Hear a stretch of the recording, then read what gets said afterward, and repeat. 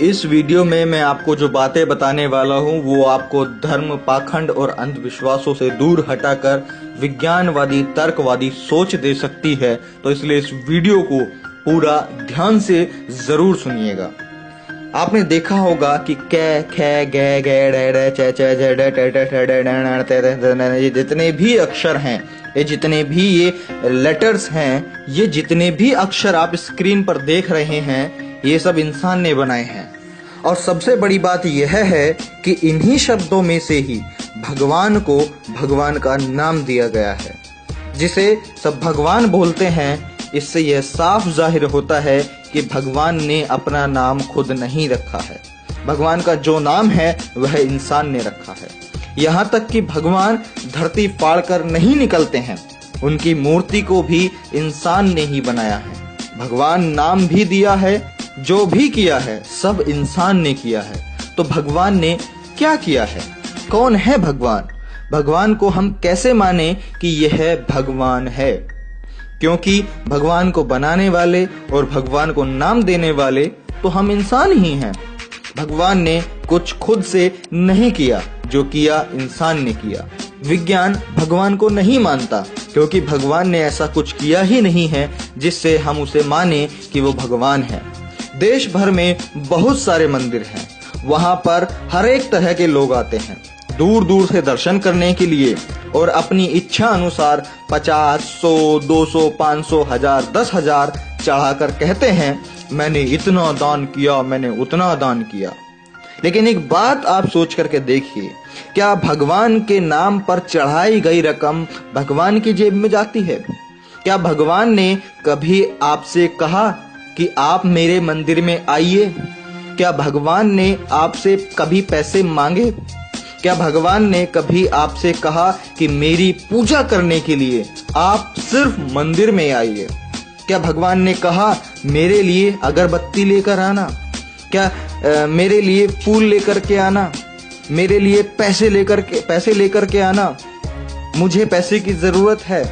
मैं आपसे ही पूछ रहा हूँ, आप जो आप वीडियो देख रहे हैं ना, मैं आपसे ही पूछ रहा हूँ, क्या भगवान ने कभी किसी से ऐसी बातें की हैं? क्या भगवान आज तक किसी से कुछ मांगा है? कहाँ सुना है आपने? कहीं देखा है आज तक? बहुत सारे लोग बोलते हैं मैंने मन्नत मांगी थी, मेरी मन्नत पूरी हो गई, यह काम हो गया, मेरा वह काम हो गया, मेरी यह मन्नत पूरी हो गई, मेरा वो काम हो गया। लेकिन मैं आपसे पूछता हूँ, जो आपका काम हो गया, क्या भगवान खुद आकर के किया? मैं आपसे पूछना चाहता हूं, अपने दिमाग और दिल पर हाथ रखकर मुझे बताइए कि जो काम आपका हुआ है, क्या भगवान ने या खुदा ने खुद आकर के किया है, या फिर तुम्हारी मेहनत और तुम्हारी लगन से पूरा हुआ है, या फिर तुम्हारी कठिन परिश्रम से तुम्हारा काम पूरा हुआ है? भाइयों, दुनिया बहुत आगे निकल गई है। अब मन से, अपने अंदर से भगवान नाम का जो डर है उसे निकालो। बस बहुत हो गया। ब्राह्मणों की झूठी तस्वीर को मिटाओ, जो सिर्फ उन्होंने अपने स्वार्थ के लिए बनाई है। इस बात को पॉइंट आउट कीजिए, जो सिर्फ उन्होंने अपने निजी स्वार्थ के लिए बनाई है। मैं आप सभी लोगों से कहना चाहता हूँ, मेरे सभी साथियों से कहना चाहता हूँ कि अंधविश्वास भगाओ, अपने आप को बचाओ। देवताओं ने सिर्फ राक्षसों को ही हराया है, मुगलों और अंग्रेजों को क्यों नहीं हराया, जो कि हमारे इंसानी जिंदगी के लिए बहुत बड़े अभिशाप थे। महिषासुर को मारकर दुर्गा देवी कहलाई, और बलात्कारियों को मारने वाली फूलन देवी डाकू क्यों कहलाई?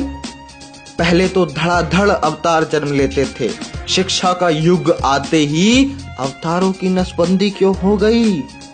कोई पैदा क्यों नहीं हो रहा है? नया भगवान या कोई नई शक्ति जन्म क्यों नहीं ले रही है?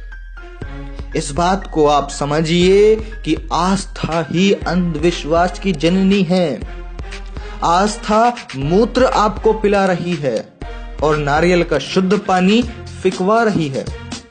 भारत दुनिया का इकलौता देश है जहां मिट्टी की मूर्ति को देवी कहकर कपड़ा पहनाया जाता है और जिंदा औरत को नंगा करके घुमाया जाता है। अफसोस इन बातों का नहीं कि धर्म का धंधा हो रहा है, बल्कि अफसोस तो इस बात का है कि दोस्तों आज की डेट में पढ़ा लिखा भी अंधा हो रहा है। पिताजी का तो पता नहीं और माताजी की जय जय, वारे अंधभक्तों। 9 दिन मिट्टी की मूर्ति के लिए भूखे नंगे रह लेंगे, लेकिन जिस माँ ने 9 माह पेट में पाला उसके लिए भी कभी 9 दिन भूखे रह के दिखाओ। मानसिक गुलाम क्या होते हैं इस बात को समझिए। एडिसन ने बल्ब बनाया, ये सारी दुनिया जानती है, भारत भी जानता है, लेकिन ब्रह्मा ने दुनिया बनाई ये केवल भारत ही जानता है, और भारत के भी सिर्फ कुछ चुनिंदा लोग ही जानते हैं और खूब जोरों से इसका प्रचार करते हैं, और हम जैसे मध्यम वर्गीय गरीब मेहनतकश लोग इन बातों में फंस जाते हैं। ई रॉन्ग नंबर है भाया, ई रॉन्ग नंबर है। महसूस किया है उस जलते हुए रावण का दुख जो सामने खड़ी भीड़ से बार बार पूछ रहा है, आप में से राम कौन है, आप में से राम कौन है। पूरी दुनिया में भारत एक ही देश है जहां लहसुन प्याज खाने से पाप लगता है। पाप एक सब्जी को खाने में, दलाली रिश्वत हराम की कमाई खाने से पाप नहीं लगता, लेकिन लहसुन प्याज खाने से पाप लगता है। तो मैं आपसे यही कहना चाहूंगा कि दिमाग की बत्ती जलाओ और अंधविश्वास भगाओ। इस देश में अंधविश्वास और पाखंड और ये धर्मवाद इतना ज्यादा है, यही एक कारण है कि चाइना जैसे विकसित देश हमें कभी भी आंख दिखाकर चले जाते हैं। अगर हमारा देश भी टेक्नोलॉजी में साइंस की तरफ आगे बढ़ रहा होता, नॉलेज एजुकेशन पे आगे बढ़ रहा होता, फैक्ट्स एंड ट्रुथ के बेस पर आगे बढ़ रहा होता, तो शायद आज हमारा इंडिया भी डेवलप्ड होता। लेकिन नहीं, हमारे देश के कुछ चुनिंदा लोग जो ब्राह्मण और जो पंडित जिन्हें बुलाया जाता है, या और धर्म के जो सर्वोच्च जो लोग होते हैं, वो बेवकूफ लोगों को बनाए जा रहे हैं। जो आम जनता है, जो मेहनतकश लोग हैं।